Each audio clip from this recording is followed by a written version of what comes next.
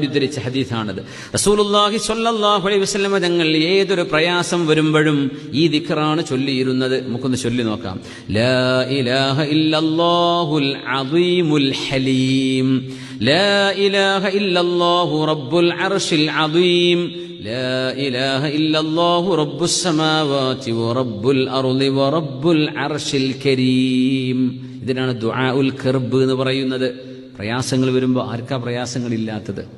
ആർക്കാ പ്രയാസങ്ങളില്ലാത്തത്?